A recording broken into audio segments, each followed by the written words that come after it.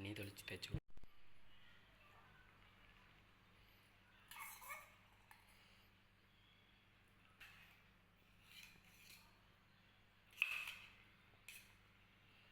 இதுலேயே முட்டை போட்டு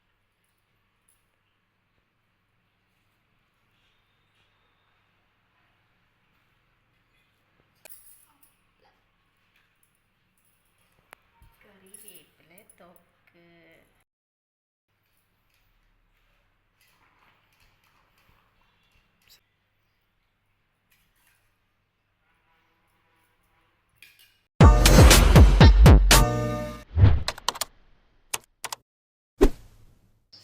வணக்கம். இன்றைக்கி என்ன சாப்பிட போகிறோம் அப்படின்னா, இன்றைக்கி வந்து நம்ம சப்ஸ்கிரைபர் ரெக்வஸ்ட்டாக இன்றைக்கி வந்து கருவேப்பிலை குழம்பு, அப்பளம், சிம்பிளான டிஷ் தான் சொல்லியிருக்காங்க. ஸோ கருவேப்பிலை குழம்பு, அப்பளம். நம்ம வந்து எக்ஸ்ட்ரா என்ன வச்சுருக்கோம் பார்த்திங்கன்னா, அவிச்ச முட்டை, அப்புறம் வந்து ஆம்லேட்டும் இல்லாமல் ஆஃப் பாயிலும் இல்லாமல் ரெண்டுத்துக்கும் நடுவில் ஒன்று, அப்புறம் வந்து காலிஃப்ளவர் ஏதோ ஒரு கூட்டு பொரியலோ என்னமோ ஒரு மாதிரி வச்சுருக்காங்க, கொஞ்சம் டிஃப்ரெண்ட்டாக. அப்புறம் வந்து நம்ம பட்டாணியும் என்ன கீரை, பட்டாணி வெந்தயக்கீரை மிக்ஸ் பண்ணி ஏதோ ஒரு புதுசாக ஒரு டிஷ் வச்சுருக்காங்க, பொரியல். ஓகே, இது வந்து நீங்கள் பார்த்தீங்கன்னா இந்த கமெண்ட் வந்து ரீசெண்டாக தான் போட்டிருப்பாங்க. ரீசெண்டானா நேற்று போட்ட வீடியோவில் தான் போட்டிருப்பாங்க. எதனால் டக்குன்னு அவங்க சொன்னதுக்காக மறுநாளே வீடியோ போடுறேன் அப்படின்னா, அவங்க வந்து நல்ல சாதம், கெட்டி தயிர், மாங்காய் ஊறுகாய் கேட்டாங்க. இதுக்கு முன்னாடி ரொம்ப நாள் ஆச்சு, நான் அவங்கள்ட்ட சொல்லிட்டு தான் இருந்தேன், அவங்களும் என்கிட்ட சொல்லிட்டு தான் இருந்தாங்க. எதனால் நான் அதுக்கு வந்து நான் ரிப்ளை என்ன பண்ணியிருந்தேன் அப்படின்னா, இது வந்து வின்டர் சீசன், எனக்கு வந்து கோல்டாகவே இருக்குது அப்படின்னு சொல்லிட்டு நான் அதை வந்து ஸ்கிப் பண்ணிகிட்டே இருந்தேன். ஓகே, உங்களுக்கு வந்து டைம் இருக்கும்போது, உங்களுக்கு தோது இருக்கும்போது போடுங்க அப்படின்னு சொல்லிட்டு அவங்களும் சொல்லிட்டாங்க. ஸோ அவங்க வந்து ரீசெண்டாக இந்த கருவேப்பிலை குழம்பு சொன்னாங்க, அப்பளம் சொன்னாங்க. ஸோ அவங்களுக்காக இதுக்கு முன்னாடி நிறைய தடவை ரிக்வெஸ்ட் பண்ணி அவங்களோட வீடியோவை போட முடியல, அவங்களோட ரெக்வெஸ்ட்டே நம்ம வீடியோவை போட முடியல. ஸோ அதனால் அவங்களுக்காக இந்த வீடியோ. கண்டிப்பாக அந்த ரிக்வெஸ்ட்டை நான் போடுறேன். கொஞ்சம் வந்து வெயில் வந்து சம்மர் சீசன் ஆரம்பிக்கட்டும், ஏன்னா எனக்கு உடம்பு வந்து சரியில்லை, அதை நீங்கள் புரிஞ்சுக்கிட்டீங்க. ஓகே, நன்றி. இப்போ வந்து கருவேப்பிலை குழம்பு இன்றைக்கி நல்லா கெட்டியாக சூப்பராக ரெடி பண்ணி வச்சுருக்காங்க. வாங்க சாப்பிடலாம். தொக்கு மாதிரி இருக்குது குழம்பு.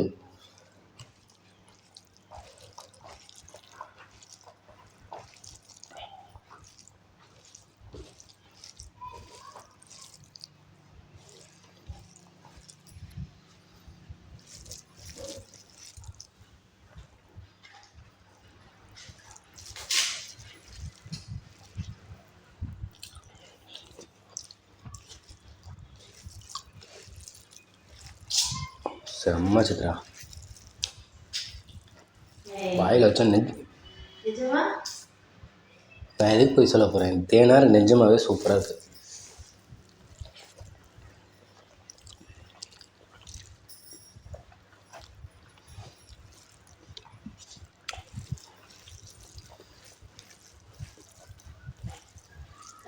பொடி பண்ணி செய்யலாமே. பூண்டு, மிளகு, கருவேப்பிலை நல்லா எண்ணெய் போட்டு வறுத்து எடுத்துட்டு பேஸ்ட்டாக அரைச்சி வச்சு செஞ்சுருக்கேன். இதே மாதிரி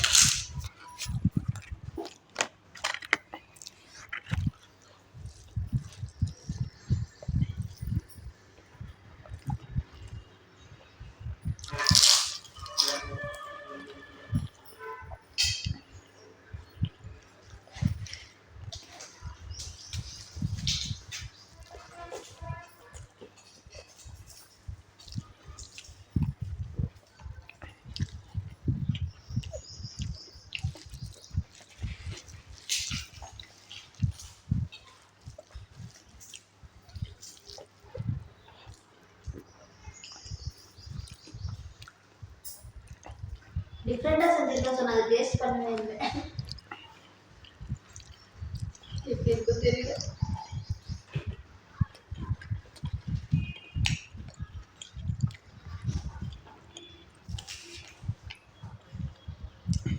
நல்லா இருக்குது. கீரை பொரியல், பட்டாணி, அது ரெண்டையும் மிக்ஸ் பண்ணி சாப்பிட்ட மாதிரி இருக்குல்ல, அவ்வளோதான். நல்லா தான் இருக்குது. நீ செஞ்சு நல்லா இல்லாமல் இருக்குமா?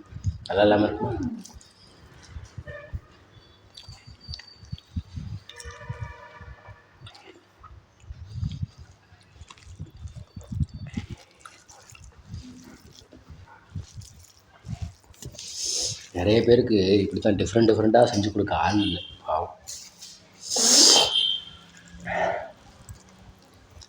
ஏன் ஆள் இல்லை? அவங்க ஒய்ஃப் இருப்பாங்கல்ல. இருப்பாங்க, அவங்க செஞ்சு கொடுக்கறதுக்கு நேரம் இருக்கணும்ல. நீ எனக்காக நேரம் ஒதுக்கி செஞ்சாரு.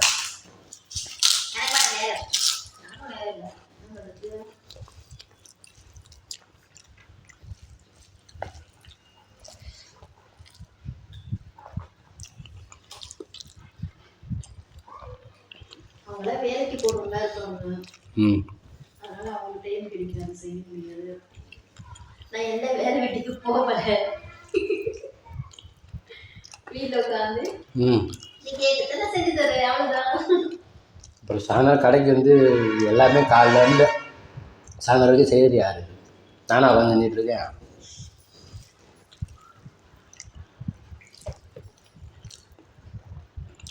அதான் நம்மளோட வேலை, நம்ம பிஸ்னஸாக பண்ணுறோம்.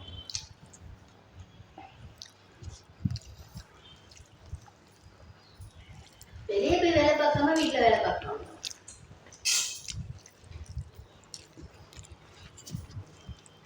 அதன் நடுவில் இந்த வேலையும் பார்த்துட்டேன். ம்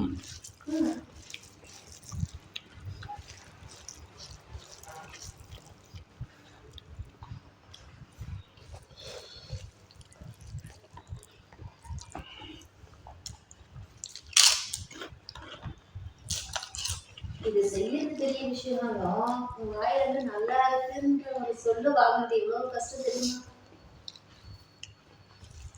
நல்லா இருந்தால் நல்லா இருக்குன்னு சொல்லுவேன். அதுதான், அதுக்கு நான் எவ்வளவு கஷ்டப்பட்டு செய்யணும், அத்துறேன் பார்த்து பார்த்து செய்யணும்.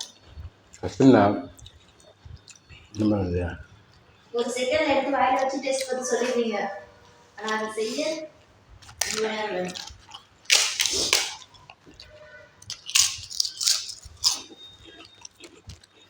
கிட்டத்தட்ட இந்த டிஷ்ஷை எல்லாத்தையும் செஞ்சு முடிக்கிறதுக்கு அவங்களுக்கு ஒரு 2 மணி நேரம் இருப்பான். 2 மணி நேரம் ஆயிருக்கும். எல்லாத்தையும் கட் பண்ணி செஞ்சு வதக்கி கொல்லி எல்லாம் அந்த அளவுக்கு நம்மளால் பக்கத்துல இருந்து பார்க்கவே முடியாது. என்னது? அந்த அளவுக்கு உங்களுக்கு பொறுமை இல்லைன்னு சொல்றேன். பக்கத்துல இருந்து பார்க்க கூட முடியல.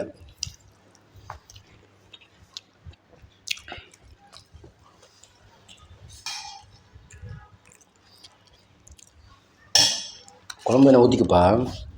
நீ சாப்பிட்டுப்பா. குழம்பு இருக்கு வந்தாப்பா. மீன் வச்சு சாப்பிட போகிற? அங்கே நம்ம தனியாக குழம்பு வச்சுருக்கியா? தனியாக கறி குழம்பு வச்சிருக்கேன். அப்புறம் என்ன, ஊற்றி சாப்பிடு. கறி வாங்க நிலமையில இருந்தால் நம்ம ஏன் இன்னும் குடல் அக்கா ரொம்ப நாளாக கேட்குறாங்க. இன்னொருத்தர் வேறு ரெண்டாவதாக எனக்கு திருப்பி 2வதாக ரெக்வஸ்ட் கொடுங்க, ரெக்வஸ்ட் கேட்டிருக்காப்பா. 2வதாக திருப்பி இட்லி ஆட்டுக்குடல் குடல் கிரேவி, குடல் குழம்பு. என்னது சொல்லி அது கையில் முதல்ல காசு இருக்கும்போது சொல்லுவோம். அது முதல் நான் சொன்னால் எடுத்து தந்துடுவாங்க.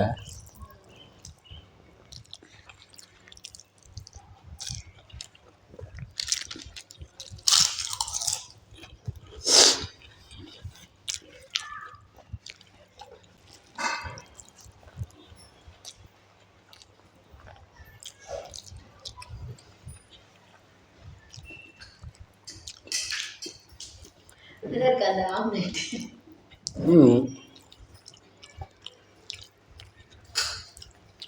என்ன ஆம்லெட்னா ஃபுல்லாக கலக்கி போடுவேன்.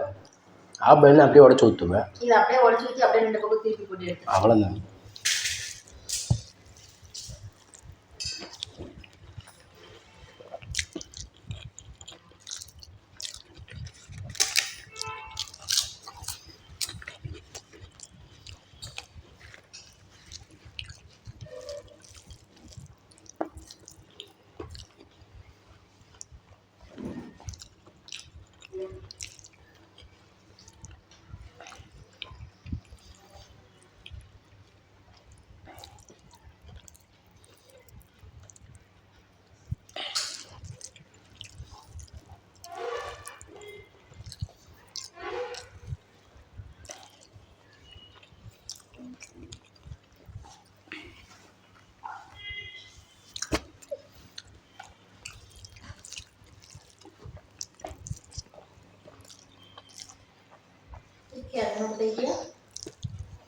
அம்மா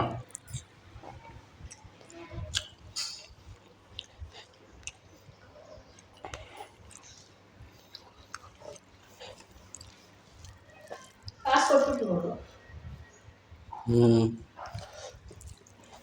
என்னோட வர தான் 100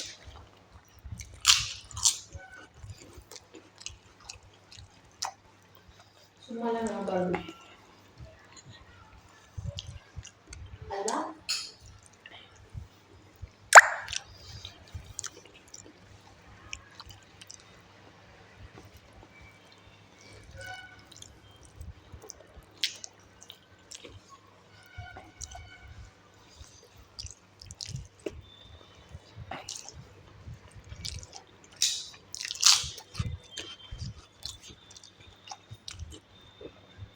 தரமான சாப்பாடு நீ.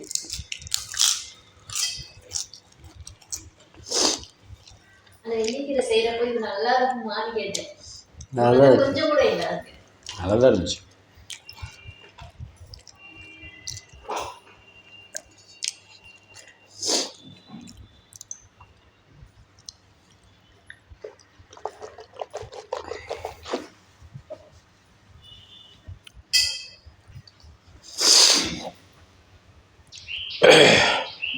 ஓகே, இன்றைக்கி வந்து நம்ம சப்ஸ்கிரைபர் சொன்ன மாதிரி வெந்தயக்கீரைன்றேன் கருவேப்பிலை குழம்பு, அப்பளம் செம்மையாக இருந்துச்சு. உண்மையிலே சூப்பராக இருந்துச்சு. நானே நல்லா டேஸ்ட் பண்ணி எல்லாம் ஃபுல்லாக காலி ஆகிடுச்சு. ஓகே, அடுத்தடுத்து நமக்கு வரிசையாக ரெக்வஸ்ட் வந்துட்டுருக்குது. கொஞ்சம் வந்து யோசிக்காதீங்க, கவலைப்படாதீங்க, கொஞ்சம் பொறுமையாக இருங்க. அடுத்தடுத்து நிறைய ரெக்வஸ்ட் வந்துகிட்டே இருக்குது. சொன்னவங்களே திருப்பி திருப்பி சொல்லிக்கிட்டே இருக்காங்க. அவங்களும் கொஞ்சம் பொறுமையாக இருக்கணும். இதை நான் தாழ்மையோடு கேட்டுக்கிறேன். நான் அடுத்தடுத்து நான் வரிசையாக ரெக்வஸ்ட் பண்ணணும் அப்படின்னு சொல்லிட்டு எல்லா கமெண்ட்டையும் வரிசையாக பின் பண்ணி வச்சுட்ருக்கேன். வரிசையாக பின் பண்ணி வச்சாலும் இந்த மாதிரி ரசம், குடல் கிரேவி, அப்புறம் இட்லி, குடல் கிரேவி, குடல் குழம்பு அதெல்லாம் கேட்குறீங்க. அதை வந்து கொஞ்சம் ஸ்கிப் பண்ணி கொஞ்சம் தள்ளி வச்சுருக்கேன். ஏன்னா என்னோடய சூழ்நிலை அப்படி இருக்குது. யாரும் தப்பாக நினைக்க வேண்டாம். நான் வந்து கையில் காசு இருக்கும்போது கண்டிப்பாக அந்த வீடியோ போடுவேன். தயவு செஞ்சு தப்பாக எடுத்துக்கிறாதீங்க. நன்றி, வணக்கம்.